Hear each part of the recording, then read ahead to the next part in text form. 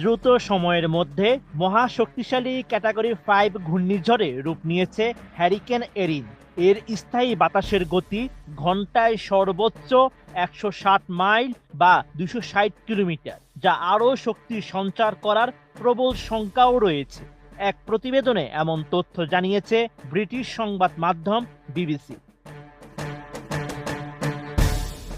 British সংবাদ মাধ্যমটি জানিয়েছে, শক্তিশালী এই ঝড় যুক্তরাষ্ট্রের প্রায় পুরো পূর্ব উপকূলে প্রাণঘাতী ঢেউ ও রিপ কারেন্ট সৃষ্টি করবে। মূলত রিপ কারেন্ট হচ্ছে সমুদ্র সৈকতের কাছাকাছি অঞ্চলে সৃষ্ট শক্তিশালী সংকীর্ণ স্রোত, যা তীর থেকে দূরে সমুদ্রে প্রবাহিত হয়।